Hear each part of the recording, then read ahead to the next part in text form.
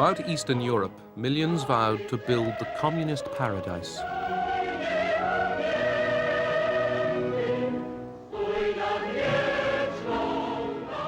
They toiled to carry out orders and plans dictated from Moscow.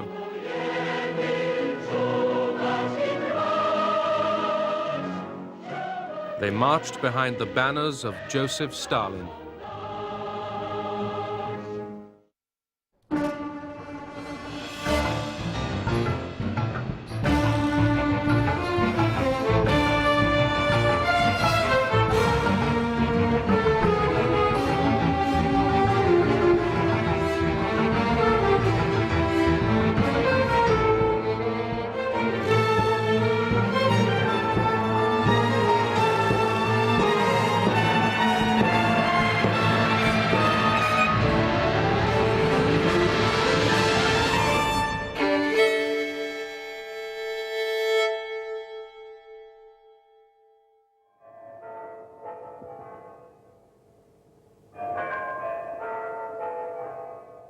March 1953.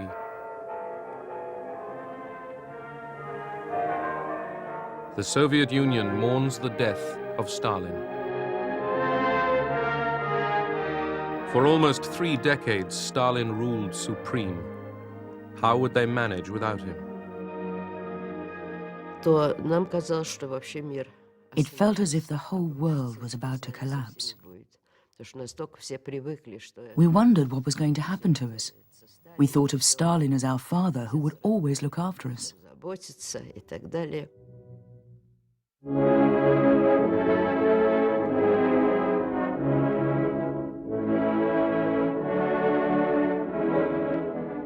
Stalin died without naming a successor.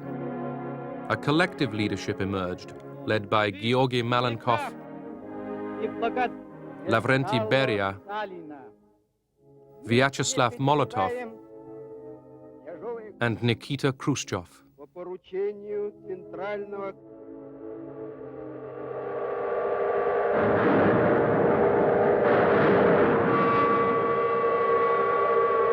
Millions of Russians grieved for their dead leader, even though his rule had been ruthless and their own welfare neglected.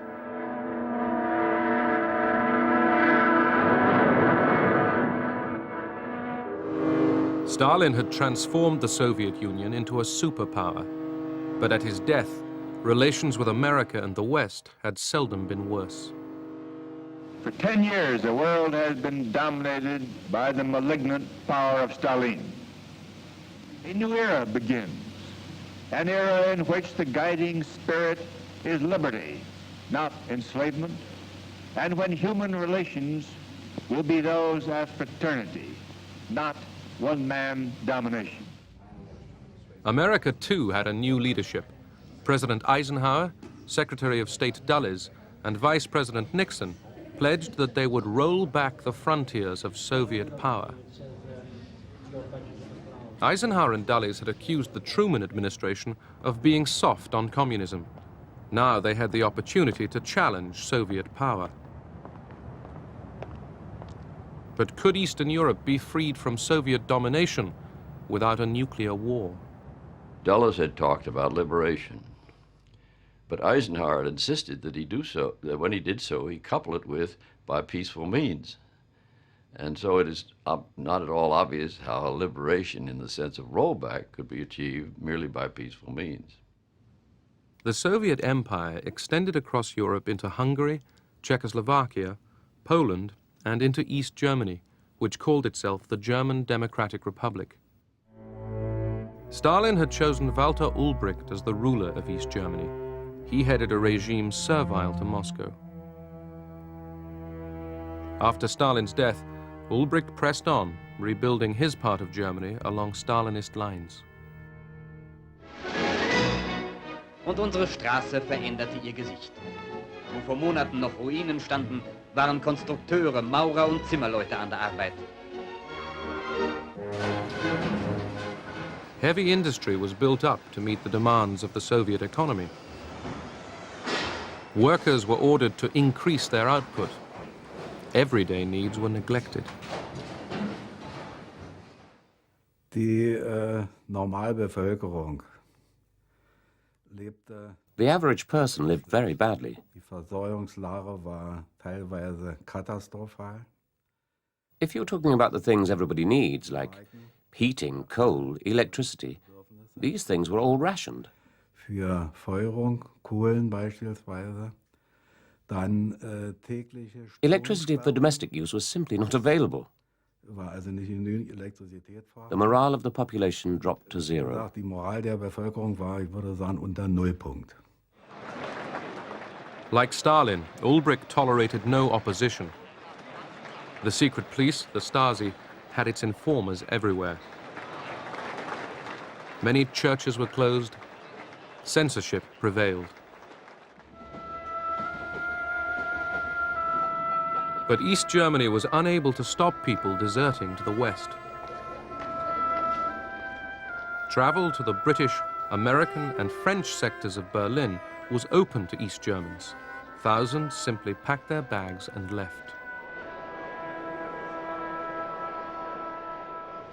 The flow of East German refugees to sanctuary in the western sector of Berlin reaches record proportions with news of the death of Stalin. Conditions are none too comfortable for these people, but they are happy to be beyond the reach of the Reds.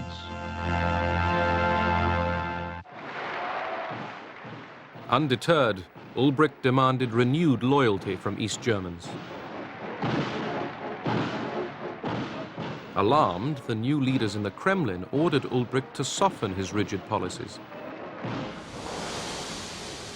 He complied only half-heartedly. The hated production quotas remained in place.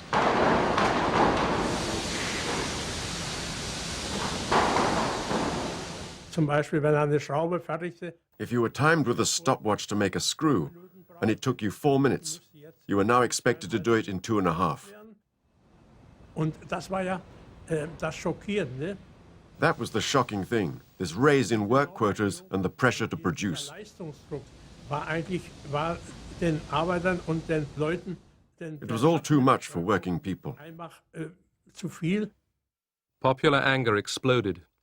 Workers took to the streets of East Berlin.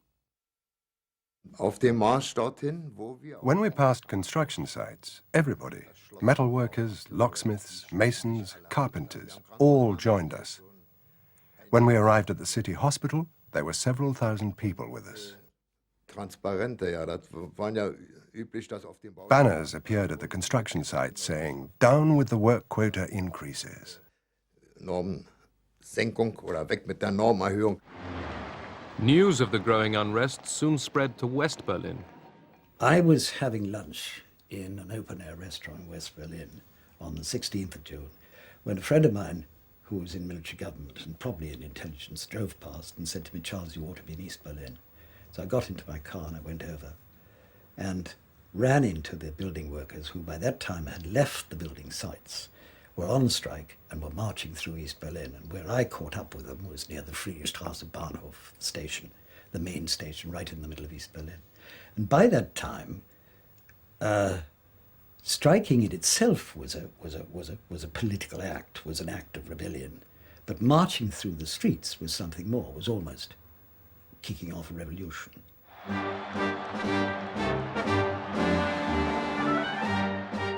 Strikes and mass demonstrations erupted in East Berlin and throughout East Germany. Demonstrators tore down the symbol of Soviet domination, the hammer and sickle.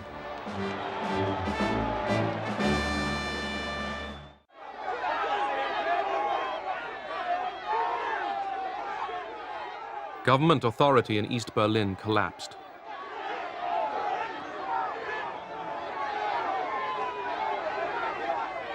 A senior East German communist, Karl Schördewan, was horrified. Ulbricht, Grete-Wohl, Herrnstadt and a few others were all inside the Soviet headquarters at Karlshorst. They just sat there and talked among themselves, but nobody made any decisions. Nobody called for a meeting of the Central Committee. I thought the party was leaderless.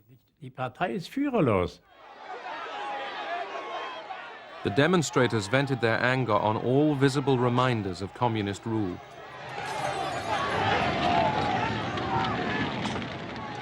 The Soviet authorities were astonished that Ulbricht had allowed the crisis to get out of control. When Ulbricht arrived at the Soviet headquarters at Karlshorst, he telephoned Karl Scherdevan and asked him what was going on. Scherdevan reported that there were a lot of drunks in the crowd and they were smashing the windows and were about to break in. Ulbricht put the phone down and said in German, "It's all over." He said it in a way which, in Russian, roughly translates as, "It's the end." I wondered, what did it all mean? Even if they smash the windows, they have no weapons. It will take us no more than 5 minutes to sort them out. They were trying to elect a strike committee from the leaders of the workers when 4 Russian tanks drove into the square, 4 abreast, and went straight for the crowd. And I remember one man got caught and was run over by a tank. Russische Panzer stoßen vor. Werkzeuge der Gewalt gegen die Freiheit. Mit dem Mut Verzweifelter gehen die Arbeiter mit Eisenstangen und Steinen auf die Panzer los. Der Ruf nach Einheit und Freiheit erschallt noch lauter. Da peitschen die ersten Schüsse durch die Straßen.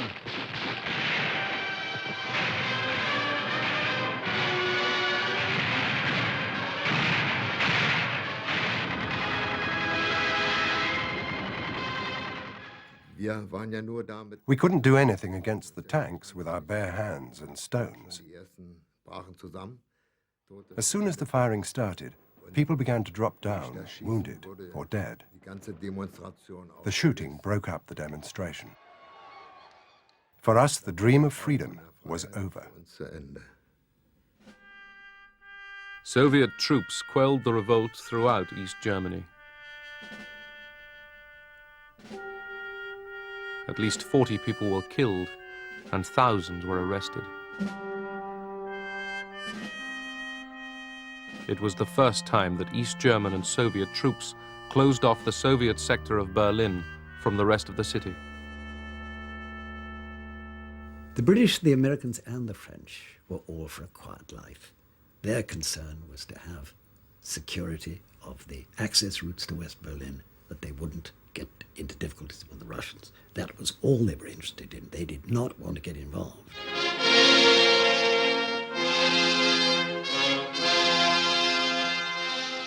With the situation stabilized, East Germany's rulers set off for Moscow.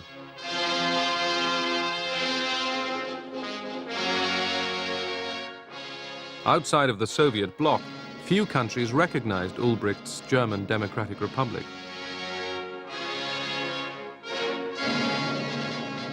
In the Kremlin, the ubiquitous Molotov signed another agreement with the Germans. Stalin's old cronies, Malenkov, Voroshilov, Khrushchev, Bulganin, Mikoyan, and Kaganovich decided to stick with Ulbricht.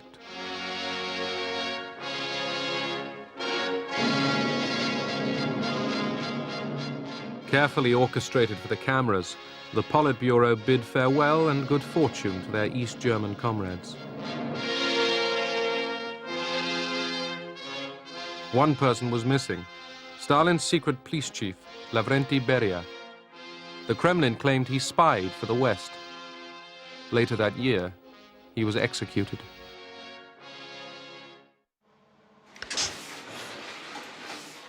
In September 1953, Konrad Adenauer was re-elected as West Germany's chancellor. Adenauer wanted his half of Germany to become a partner in NATO, the West's military alliance.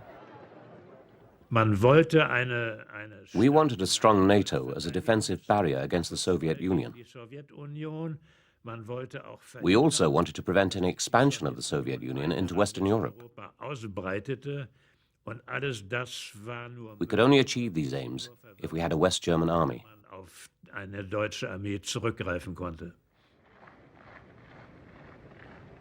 With American backing, Adenauer persuaded Britain and France to let their former wartime enemy into NATO.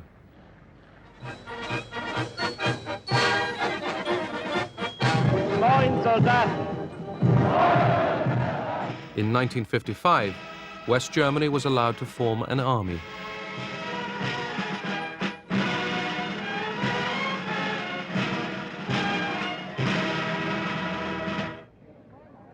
The Soviets quickly countered West Germany's admission into NATO by forming their own military alliance, the Warsaw Pact.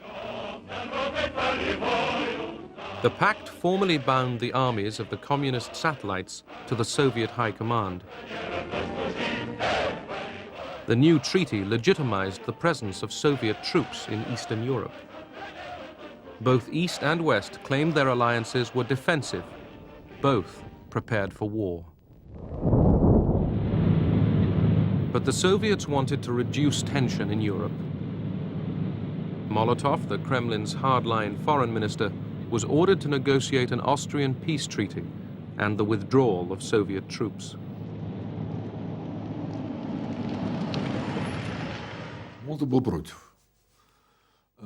Only Molotov spoke against it. The others were more restrained. He said, "Why should we withdraw? We're very comfortable there." That was his position. But most of the Soviet leaders disagreed with him and thought we had to make a goodwill gesture and start talks in Europe. In Vienna, Molotov joined John Foster Dulles and the British and French foreign ministers in signing a peace treaty. Österreich ist frei.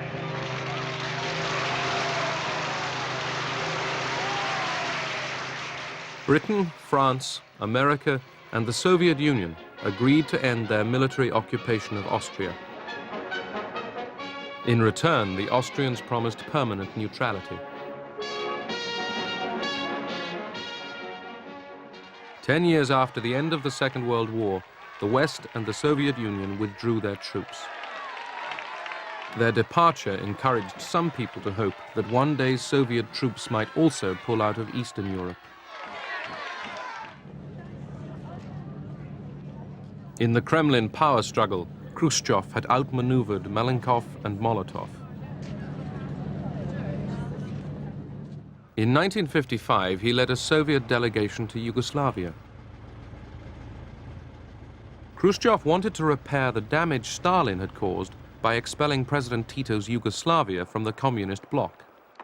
My father, he told that these people fought against fascism.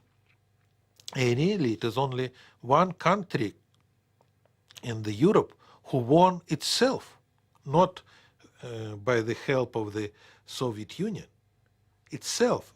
So he told, I have to go there, not invite Tito in Soviet Union, because we are a big country, and we have to show them that we were wrong. Tito's Yugoslavia remained the only communist country in Europe independent of the Kremlin.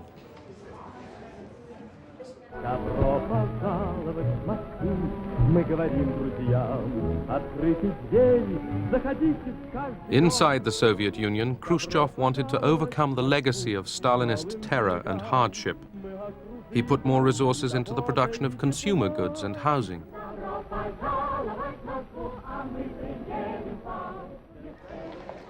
Thousands of political prisoners had been freed from the Gulag.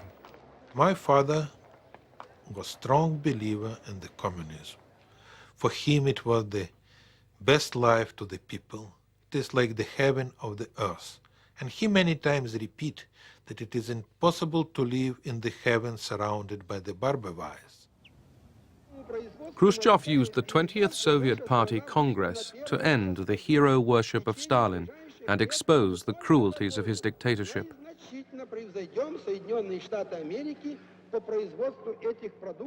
During a secret session, Khrushchev made a speech that astounded everyone present. When he made his speech, people in the hall started to groan. There were shouts of shame. Stalin, Khrushchev told his audience, had ordered the imprisonment and execution of thousands of loyal communists, workers, managers, and soldiers. No one, peasant or general, had been safe from Stalin's terror.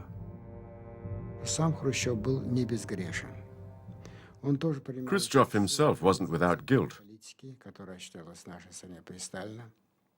He had played an active part in Stalin's repressions in Ukraine and in other parts of the country.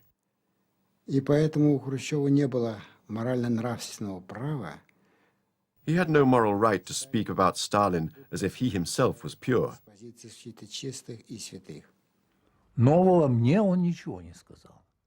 He did not say anything new for me, or for the majority of my friends. He did not say everything that needed to be said, but we were happy that at least it was said. He said it in a half-whisper, literally in secret.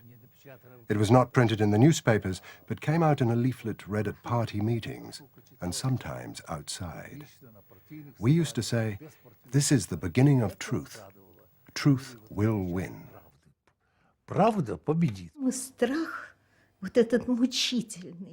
This fear, this tormenting fear after Stalin's death began to fade away. After the 20th Congress, it looked as if this fear would never return.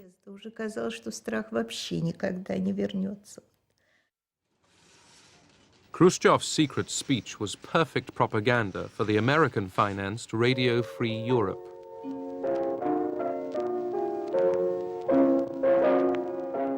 The text of Khrushchev's speech was broadcast after the CIA received a copy from the Israeli intelligence service.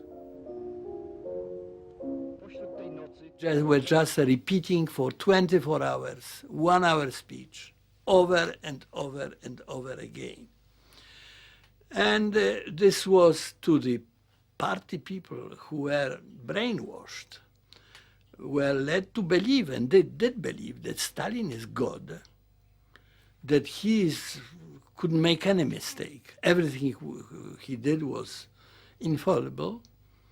Suddenly, their faith, their religion collapsed. Poland was fertile territory for Radio Free Europe's message. Stalinist policies had brought Polish workers close to revolt. After years of shortages and hard work, they wanted change. In June 1956, workers in Poznan demanded bread, liberty, and freedom for the Roman Catholic Church, and above all, an end to the Soviet domination of Poland. The demonstrators were met with Polish tanks and Polish bullets. 74 people were killed. Young protesters faced a show trial to which foreign journalists were invited. What really shocked the government, the regime, was that it was the workers who rose. It was not the people that they were afraid of. It was not the sort of intellectuals. It was not people involved in politics. It was real workers, and they were disgusted. So that was a terrible blow to the regime. The uprising in Poznan fueled the spirit of rebellion. Backed by Polish workers, reformers in the Communist Party made ever more radical demands. Some even called for the withdrawal of Soviet troops. The reformers turned to Władysław Gomulka, a patriotic communist imprisoned under Stalin. Without consulting the Kremlin, Polish communists chose him as their new leader.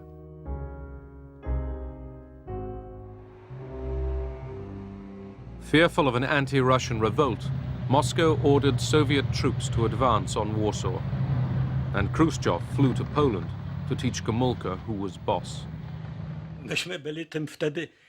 We were both horrified and amused because he behaved in a very strange way. He was running around and shaking his fist. He accused us of wanting to break away and said they wouldn't allow it. He was behaving very badly. While Gomulka and Khrushchev argued, Soviet troops positioned themselves, ready to strike.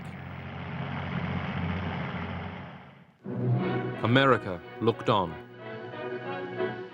You're about to see the Secretary of State, John Foster Dulles, face the nation with questions from veteran correspondents representing the nation's press. On the 17th of June, 1953, Mr. Secretary, the people of East Germany rose against the communist regime, and the Russians were able to come in and suppress the uprising by means of armed force. We, at that time, sat back and allowed this to happen. Would we sit back again in a similar fashion if this kind of uprising were to take place in Poland? Well, I do not think that we would send our own armed forces into Poland or into East Germany under those circumstances. I doubt if that would be a profitable or desirable thing to do. It would be the last thing in the world that these people who are trying to win their independence would want. That would precipitate a full-scale world war, and probably the result of that would be all these people would be wiped out. Because he had the backing of the Polish army and the Polish people, Gomulka won his argument with Khrushchev. Gomulka promised that Poland would remain a loyal member of the Warsaw Pact. In return, he secured greater freedom of action in Polish domestic affairs. As Soviet troops were ordered back to barracks, Gomulka addressed the people.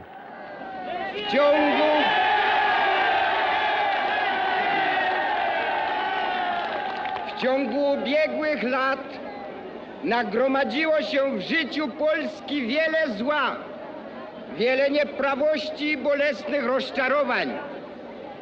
Idee socjalizmu, przeniknięte duchem wolności człowieka i poszanowania praw obywatela, w praktyce ulegały głębokim wypaczeniom. Słowa nie znajdowały pokrycia w rzeczywistości. Gomulka's promise of a freer, more Polish nation calmed the demonstrators. Gomulka mi opowiadał, że parę lat potem Gomulka told me a few years later that he had a conversation with Soviet Marshal Zhukov, who had been drinking. siedział obok Gomulki i Zhukov said, "We were so well prepared that we could have been all over Poland in 3 days. We had very detailed plans." Myśmy byli tak przygotowani, że w ciągu 3 dni byśmy wszystko u was opanowali. And Gomulka replied, "Did you plan how many people on both sides would have perished?" Również ile będzie ofiar po obu stronach.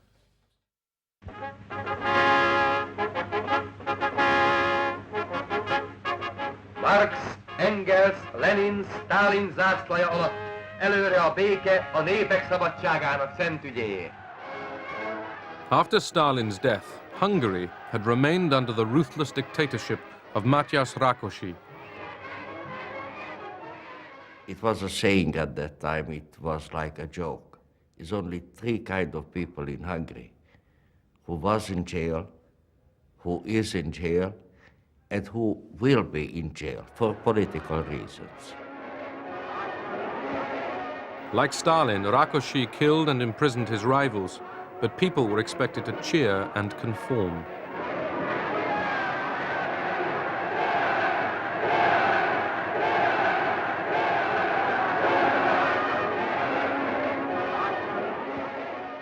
The new Kremlin leadership disapproved of Rákosi. A senior Soviet official was sent to deal with him. 2 hét múlva jött Mikoyan, az örmény. Mikoyan, the Armenian wheeler dealer, arrived. Rákosival mentünk ki Rákosért, Rákosi and I went to meet him at the airport and took him back by car. és hoztuk be Mikoyan. Már majdnem beértünk. We were almost at the guest house when Mikoyan turned to Rákosi and said, "The Soviet leadership has decided you are ill." Úgy döntött, hogy maga beteg. Well, Rákosi didn't think he was ill. But of course, in those days, illness was a political decision. Mikoyan continued, "You will need treatment in Moscow, so you will have to resign." The Soviets allowed András Hegedűs to remain prime minister. But reformers in the Hungarian Communist Party sought a leader more independent from Moscow. They wanted Imre Nagy to take over. Like Gomulka in Poland, Nagy was seen as a leader who would reform the party. The Soviet embassy in Budapest was uneasy. Ambassador Andropov sensed the possible danger and warned Moscow. He sent a lot of telegrams, he made phone calls, and even went to Moscow himself. He tried to warn everybody, but it was all in vain. Khrushchev thought he could cope with the situation.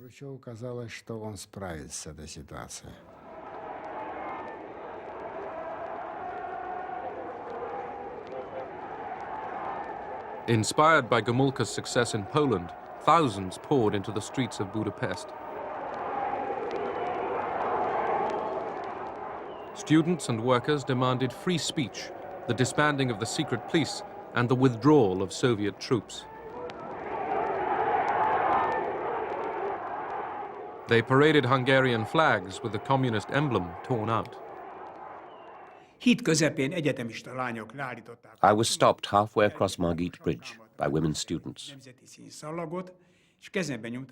One of them asked me for my army cap. She pinned the Hungarian national colours to it and thrust a leaflet into my hand. It contained 14 demands. I could agree with 13 of these demands, but I couldn't agree with the 14th, which called for the withdrawal of Soviet troops from Hungary. This was a demand which we couldn't possibly achieve. The demonstrators carried portraits of Imre Nagy.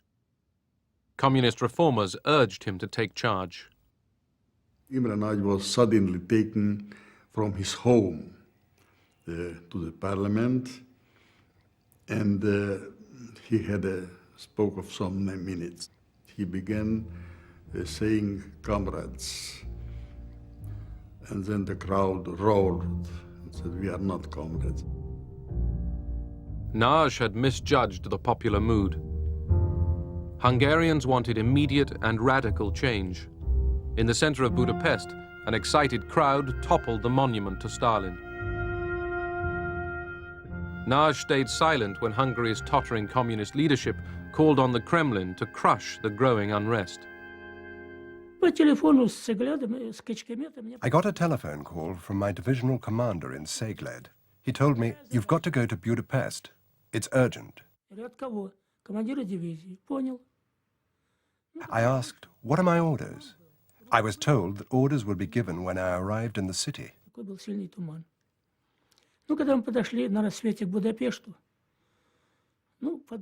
We were approaching the city as dusk fell. We thought that all that was needed was a show of force. Then I heard a machine gun open fire and the screams of a man who was wounded or dying. Then I realized that things were going to get serious.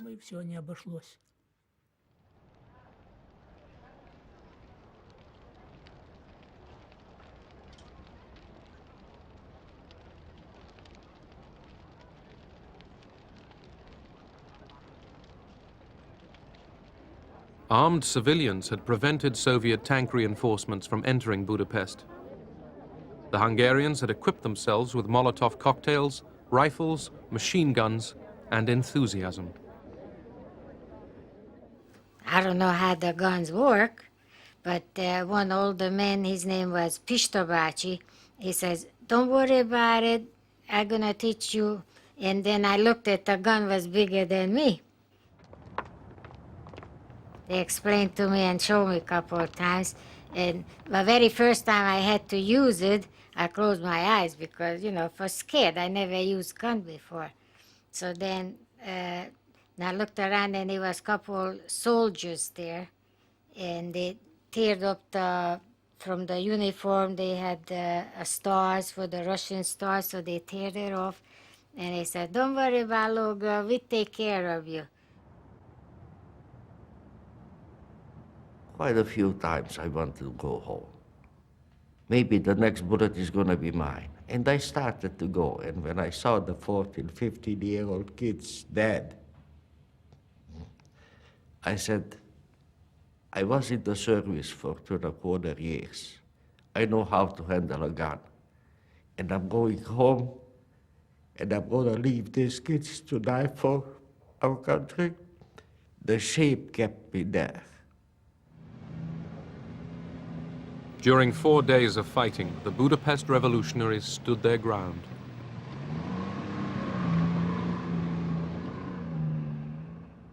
There were heavy losses on both sides. Imre Nagy arranged a ceasefire. The Soviets agreed to withdraw their troops from Budapest. The Kremlin hoped Nagy, now Prime Minister, could restore communist authority. But the patriot in Nagy was taking over. Cautiously, he decided to back the Hungarian revolutionaries.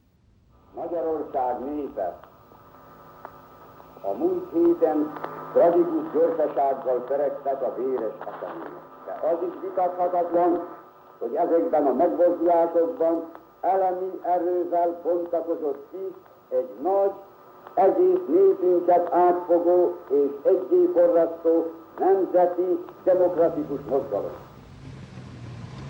A Nagy Imrét, én megmondom önnek őszintén. I'll tell you quite honestly, and this is not only my opinion, this is what every revolutionary thinks, at least the ones who dare express their opinions.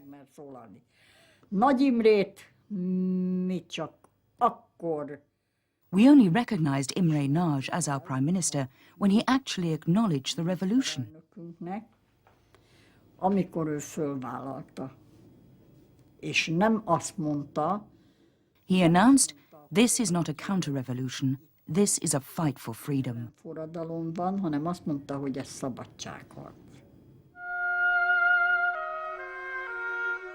During the fighting in Budapest, many people had taken refuge in cellars. As they emerged, they found much of their city in ruins.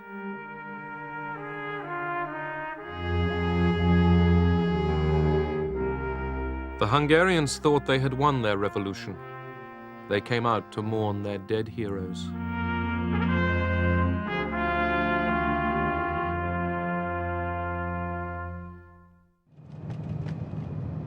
Western correspondents flocked to Hungary to report on a victory.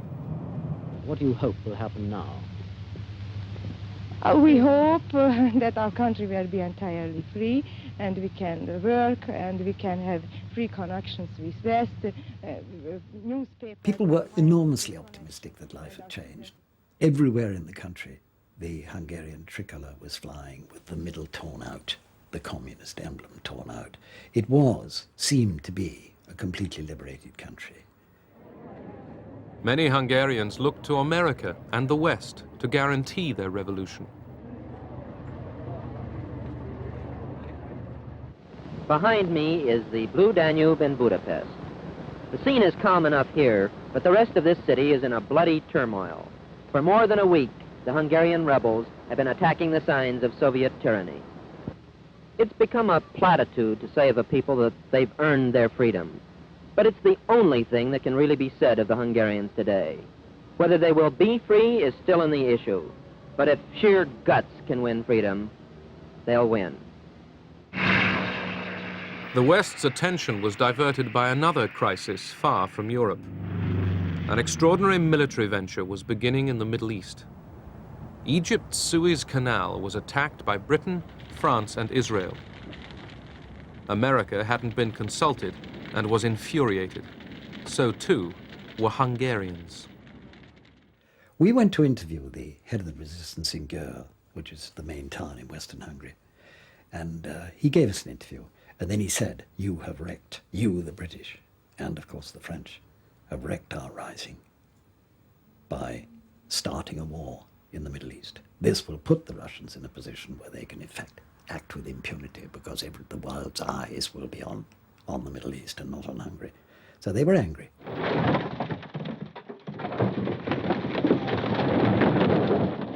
With the Soviet army no longer in the city, the revolutionaries in Budapest took revenge.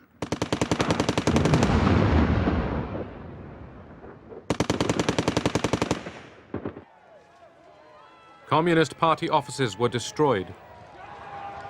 The red flag burned. Secret policemen were strung up. With Imre Nagy in power, There was an orgy of bloodletting in the streets of Budapest and other cities. I saw people being strung up by their feet, people being publicly humiliated and trampled on. The Soviets sent more troops into Hungary.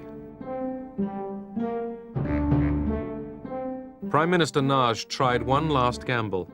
With Austria in mind, Nagy declared Hungarian neutrality and divorce from the Warsaw Pact. He hoped international pressure would stop the Soviets crushing the revolution. Imre Nagy's government was not a legitimate one. Therefore, any decision it took concerning the Warsaw Pact, which Hungary had joined according to its own laws, was, to put it mildly, invalid.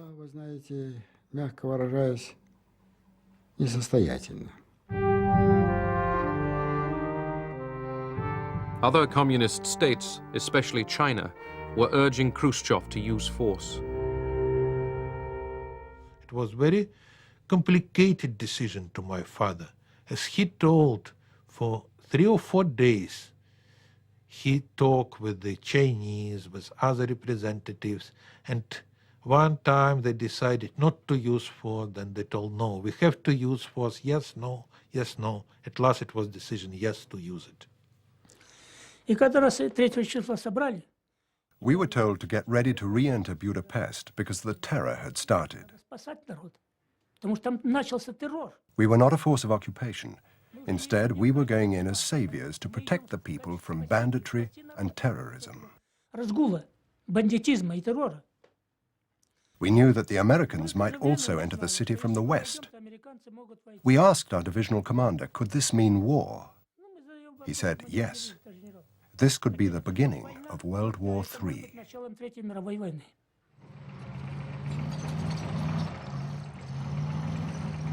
On November the 4th, 1956, the Soviet army re-entered Budapest.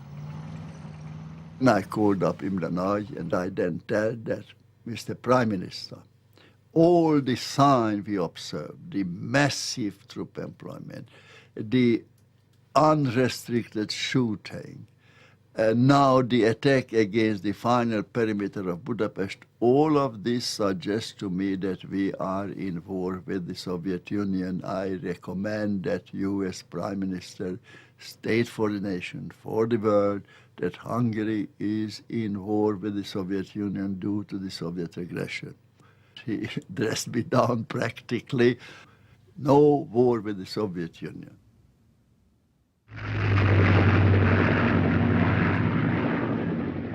Khrushchev had ordered the attack after the Americans had let him understand that as far as Eisenhower was concerned, Hungary belonged in the Soviet sphere of influence. Too late, Imre Nagy appealed to the world. Nagy Imre beszél, a Magyar Népköztársaság minisztertanácsának elnöke. Ma hajnalban a szovjet csapatok támadást indítottak fővárosunk ellen, azzal a nyilvánvaló szándékkal, hogy megdöntsék a törvényes magyar demokratikus kormányt. The Hungarian fighters waited in vain for Western help. And the fact that if the West intervened, it ran the high risk of it generating a world war, really meant that we didn't want to see physical uprisings. And the policy, at least, was don't create any hopes on the part of the satellite countries that we will intervene. Radio Free Europe, and they were saying, hang on to 3 weeks, 3 more weeks. We come in, we help you. So we fight for the last bullet, the last drop of blood we was holding on to. And what happened was they was lying to us. Nobody came. The Hungarian Revolution was crushed. Thousands were killed in the fighting. Imre Nagy was executed.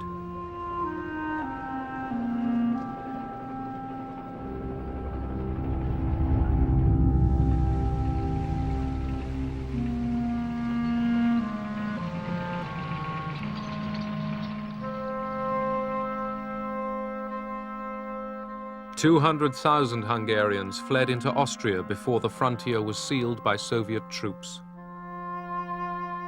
The millions who stayed behind in Hungary were prisoners.